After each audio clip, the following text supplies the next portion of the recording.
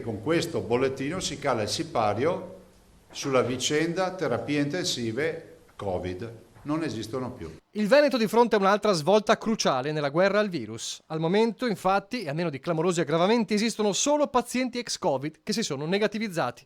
Motivo per far festa? Niente affatto, il virus c'è ancora e bisogna seguire le regole, ma è un dato che fa da sponda alla polemica sulle elezioni congelate. La domanda quindi che faccio pubblicamente è questa: quando si andrà a votare? Qualcuno ce lo vuol dire?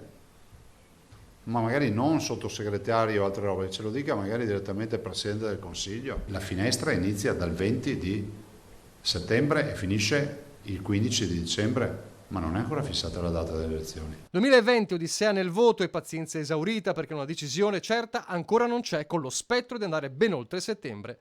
Sul piatto c'è il voto che alla Camera ha visto approvare l'emendamento di Forza Italia per fissare la prima data utile al 20-21 settembre e gli strali di Zaia non vanno soltanto in direzione della maggioranza di governo. Forza Italia ci ha tolto la finestra per andare a votare prima. Cioè, forse non si è ben percepito, la finestra del governo andava dal 6 settembre. Forza Italia ha presentato un emendamento per fare in modo che non si voti prima del 15, ma prima del 15 vuol dire che al minimo si può votare il 20. Chi lo ha votato, da come la leggo io, aveva la preoccupazione che si fissasse il 20, ma poi avendo la finestra dal 6 magari le regioni non facessero un blitz e noi potevamo fare convocare le urne il 6 di settembre. Quindi c'è stato tolto anche questa possibilità per evitare la totale autonomia alle regioni. Questo non è un bel segnale. Ma c'è pure tra le righe una stoccata sottile a Salvini.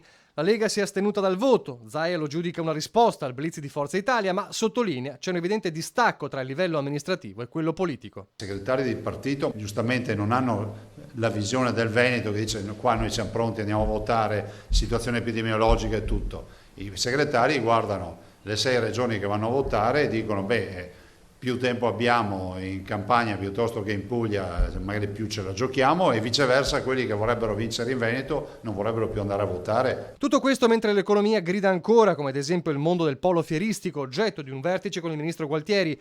Solo Verona ha perso il 60% del fatturato, giro d'affari di 700 milioni di euro andato in fumo. Ma per una ferita che resta aperta c'è anche un lieto fine. Il ministro degli esteri greco annuncia la riapertura del paese agli italiani dopo le roventi polemiche dei giorni scorsi, gli attacchi proprio di Zaia, che su Facebook cambia tono e ringrazia gli amici ellenici, lasciando spazio a una battuta conclusiva sulla risoluzione del caso. Merito del ministro degli esteri Di Maio. Merito del casino che abbiamo fatto noi.